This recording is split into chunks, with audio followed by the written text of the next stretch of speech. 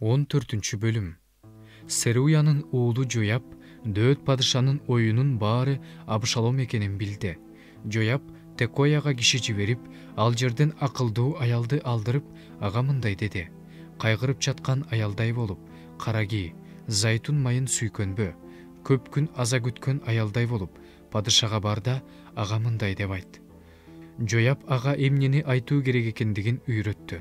Текоялык аял падышага кирип, жүзтөмөндөп жерге жыгылып, таазим этти да: жардам кыл, падыша деди. Сага эмне керек деди падыша. Аял: мен жесирмин, күйөөм өлүп калган. Сенин күңүңдүн 2 уулу бар эле. Алар талаада чатакташа кетип, ажыраткан эч ким жок. Бирөө экинчисин өлтүрүп салды. Ошондо бардык туугандар күңүңө каршы чыгып, өз бир тууганын өлтүргөн балаңды бизге бер. Бир тууганынын жаны үчүн биз аны мурасчы экенине карабай өлтүрөбүз деп жатышат. Эми алар менин калган отумду өчүрүшөт. Күйөөмдүн атын жер үстүнөн өчүрүп, тукумун калтырышпайт деди. Падыша аялга: үйүңө бара бер. Мен сен жөнүндө буйрук берем деди.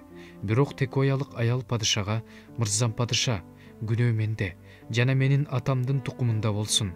Ал эми падыша жана анын тактысы күнөө эле эмес деди. Падыша: сага ким каршы болсо, аны мага алып кел. Ал сага мындан ары тийбейт деди. Аял: Кудай теңириңди эсиң ал. Падыша: кан куугандар көбөйүп, уулумду өлтүрүп салышпасын деди. Падыша ага: теңир тирүү, уулуңдун бир тал чачы да жерге түшпөйт деди. Аял: күңүңдүн мырзам падышага дагы бир сөз айтуусуна уруксаат эт деди. Ал: айт деди. Аял мындай деди: сен эмне үчүн Кудайдын элине каршы ушундай кылууну ойлодуң? Падыша ушул сөздү айтуу менен өзүн өзү айыптуу кылды. Анткени куугунтукталган кишисин кайрып келбей жатат. Биз өлөбүз. Жерге төгүлгөндө кайра куюп алууга мүмкүн эмес болгон суу сыяктуубуз. Бирок Кудай жанды өлүмгө куюуну каалабайт. Четке кагылган адамды да өзүнүн четке какпоонун жолун ойлойт. Мен азыр ушул сөздү мырзам падышага айтканы келдим. Себеби эл мени коркутуп жатат. Мен сенин күңүң мындай деп ойлодум. Падыша менен сүйлөшөйүн. Балким күңүнүн сөзүнө макул болор.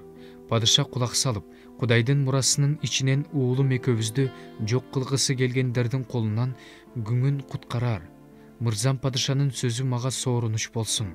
Анткени мырзам падыша Кудайдын периштесиндей эле жаман жакшыны айырмалай билет. Кудай теңириң сени менен болсун. Падыша аялга: сенден бир нерсе сурайын, менден жашырбагын деди. Аял: айт мырзам падыша деп жооп берди. Падыша: ушунун баарын сага Жояб айттырып жаткан жокпу деди. Аял мындай деп жооп берди: сенин жаның жашасын мырзам падыша.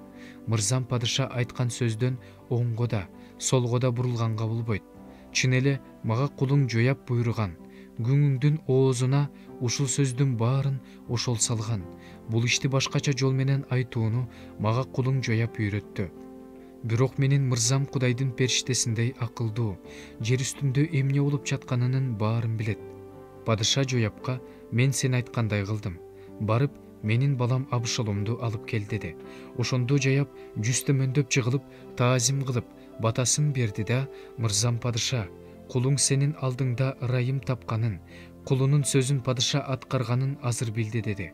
Жояб туруп Гешурга барып, Абышаломду Иерусалимге алып келди. Падыша ал өз үйүнө кайтсын, бирок менин жүзүмдү көрбөйт деди. Абышалом өз үйүнө кетти, бирок падышанын жүзүн көргөн жок. Ысрайылда келишимдүүлүгү менен оозго алынган Абышаломдой эркек жок эле. Ал таманынан башына чейин кемчиликсиз болчу. Ал чачын алдырганда, ал жыл сайын чачын алдырчу, себеби чачы оор болуп кетчү. Салмагы падышачылык өлчөм менен 200 шекел болчу. Абышалом 3 уулду, Тамар деген бир кыздуу болду. Тамар сулуу аял эле. Абышалом Иерусалимде 2 жыл жашады, бирок падышанын жүзүн көргөн жок. Абышалом Жоябты падышага жиберүү үчүн ага киши жөнөттү, бирок Жояб ага келүүнү каалаган жок. Дагы бир жолу жөнөттү, бирок ал келгиси келген жок. Ошондо Абышалом өзүнүн кулдарына: Жоябтын жери менин жеримдин жанында экенин билесиңер. Ошол жерде анын арпасы бар эмеспи? Баргыла да өрттөп жибергиле деди. Абышаломдун кулдары Жоябтын жерин өрттөп жиберишти.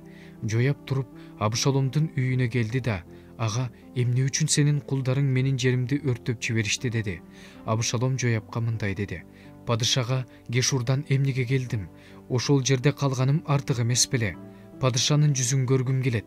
Эгерде мен күнөөлүү болсом, анда мени өлтүрүп сал деп айттырыш үчүн мен сени чакыртканы киши жибергем.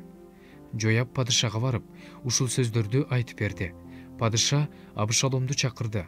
Ал келип падышанын алдына жүз төмөндөп чыгылды.